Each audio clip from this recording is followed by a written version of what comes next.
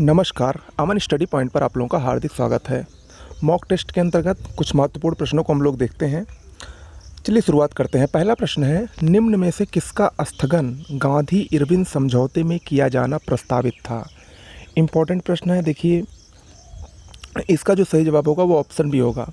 जब सविनय अवज्ञा आंदोलन 1930 में शुरू हुआ तो शुरुआत में ब्रिटिश सरकार ने इस आंदोलन को कोई महत्व नहीं दिया, लेकिन बाद में यही आंदोलन ब्रिटिश सरकार के लिए सिरदर्द बन गया और इसी आंदोलन को समाप्त करने के लिए तत्कालीन वायसराय लॉर्ड इरविन ने गांधी जी के साथ समझौता किया और यह समझौता 5 मार्च 1931 को संपन्न हुआ। ठीक है, जिसके तहत इसी समझौते के तहत सविनय अवज्ञा आंदोलन वापस ले लिया गया। तो सविनय अवज्ञा आंदोलन को स्थगित करने के लिए ही गांधी-इरविन समझौते को किया गया था। ठीक है, ऑप्शन बी इसमें सही होगा। अगला है, कौन सा कथन सही नहीं है? चारों कथन देखिए और सोच के बताइए कि कौन सा कथन इसमें नहीं सही है। देखिए, इसमें अगर देखा जाए तो ऑप्शन ए जो है वही सही नहीं है। फाकलैंड द्वीप समूह हिंद महासागर में स्थित है, ये नहीं सही है। जबकि नामीबिया देश अफ्रीका में स्थित है, बिल्कुल सही। निकारागुआ मध्य अमेरिका में है, बिल्कुल सही। और यमन देश ये एशिया में है, बिल्कुल सही है। अब फाकलैंड द्वीप समूह ये हिंद महासागर में नहीं स्थित है, ये किस महासागर में स्थित है? कमेंट बॉक्स में लिखकर आप लोग मुझे बताएंगे और ज़रूर बताइएगा। ठीक है, मैं इसका आंसर कमेंट बॉक्स में ही दूंगा या अगले मॉक टेस्ट में दूंगा।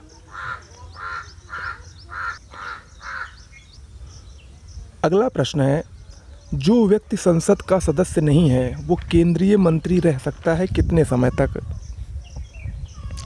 देखिए, अगर कोई भी व्यक्ति संसद का सदस्य नहीं है तो अनुच्छेद आर्टिकल 75 के 5वें उप अनुच्छेद के अनुसार कोई भी व्यक्ति 6 माह तक मंत्री बना रह सकता है। ऑप्शन बी सही होगा। यानी अगर कोई व्यक्ति संसद के किसी भी सदन का सदस्य नहीं है तो वो अधिकतम 6 माह तक केंद्रीय मंत्री बना रह सकता है। उसके बाद उसे मंत्री बने रहने के लिए उसको संसद के किसी सदन की सदस्यता अवश्य लेनी होगी।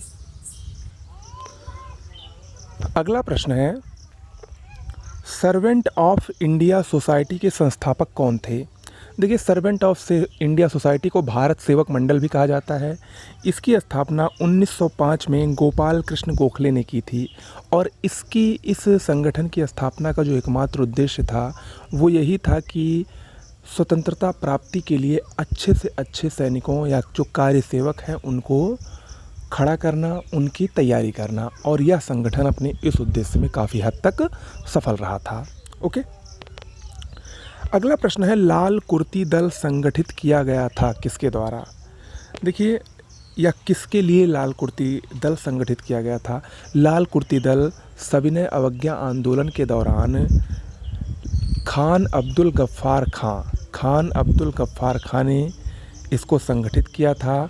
इसको खुदाई खिदमतगार भी कहा जाता था और इस दल का संगठन अंग्रेज़ों को निकालने के लिए किया गया था। ऑप्शन बी सही होगा, अंग्रेज़ों को निकालने के लिए।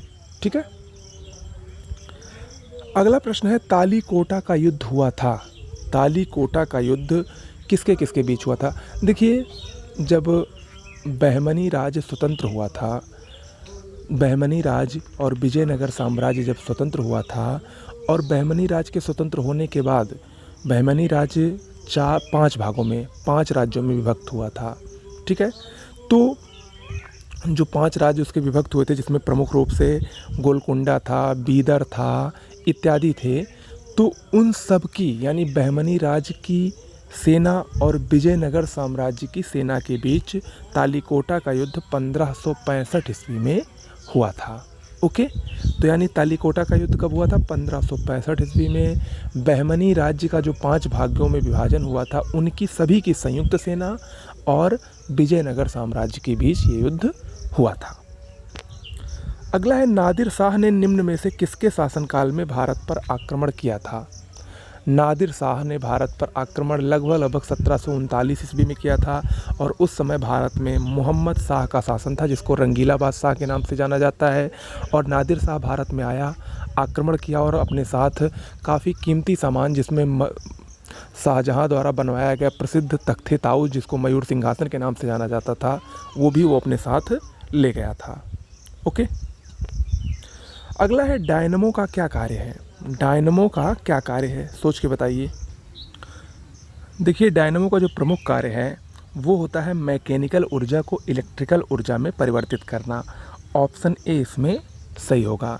इम्पॉर्टेंट है, कई बार ये परीक्षा में पूछा जा चुका है, इसलिए ये बहुत ही कॉमन क्वेश्चंस है। अगला है, निम्न में से दक्षिण भारत का कौन सा राजवंश अपनी नौसैनिक शक्ति के लिए बहुत ही प्रसिद्ध था। दक्षिण भारत में बहुत सारे राजवंश हुए, उसमें से जो चोल राजवंश था, ऑप्शन डी सही होगा, चोल राजवंश, ये अपनी नौसैनिक शक्ति के लिए सबसे प्रसिद्ध था दक्षिण भारत में। अपनी नौसैनिक शक्ति के बल पर ही चोलों ने श्रीलंका, सुमात्रा, बंगाल इत्यादि शासकों को पराजित किया था। ठीक है। अगला है, निम्न में से कौन सही है। देखिए, एक तरफ प्रमुख यंत्रवादकों के नाम और दूसरी तरफ कौन कौन सी यंत्र को बजाते हैं या कुछ जो संगीत है उसको बजाते हैं, उसके नाम दिए गए हैं। आपको बताना है कि कौन सा इसमें सही है। 3 गलत है, 1 सही है। आपको बताना है वही कौन सा इसमें सही है।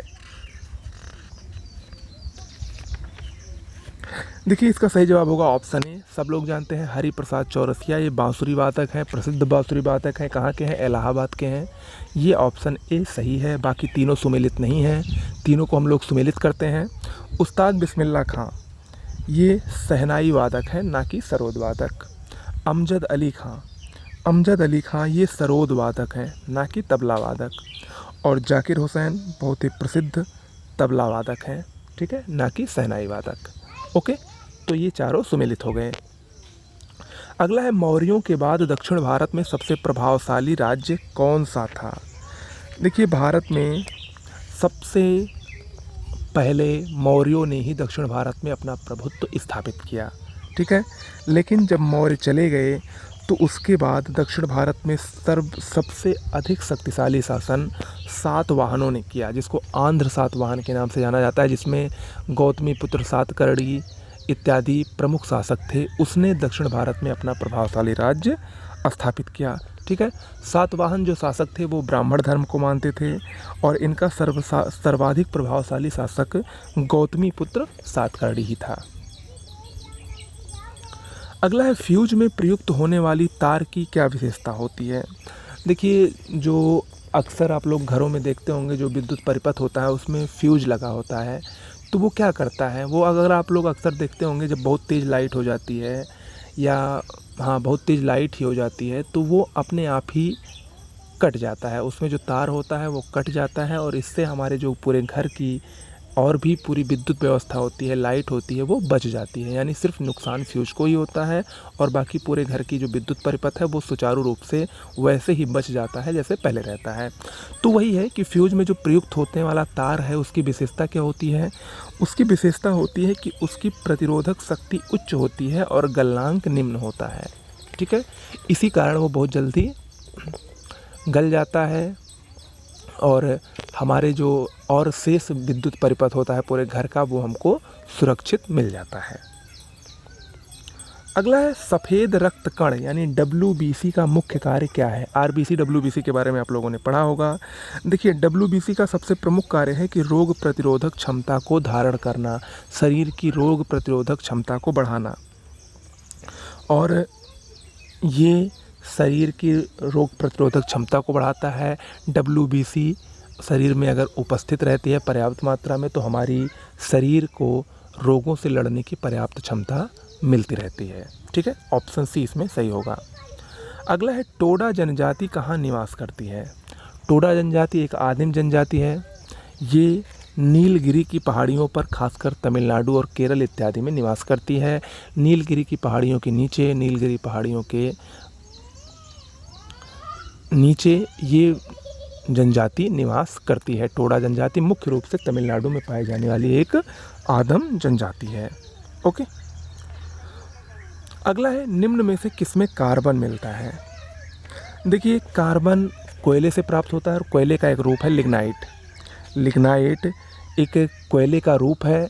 हालांकि ये कोयले का उच्च कोटि का कोयला नहीं है, निम्न कोटि का कोयला में आता है लिग्नाइट, लेकिन इसमें कार्बन की मात्रा पाई जाती है। हालांकि कार्बन की मात्रा इसमें बहुत कम होती है, लेकिन ये कोयले की अपेक्षा अधिक ज्वलनशील होता है। ठीक है, तो कुल मिलाकर कार्बन लिग्नाइट में ही पाया जाता है, जबकि लोहा, टिन और चांदी में कार्बन नहीं पाया जाता है। तो दोस्तों आज के लिए इतना ही। कैसा लगा वीडियो ज़रूर बताइएगा। मिलते हैं अगले वीडियो में। नमस्कार।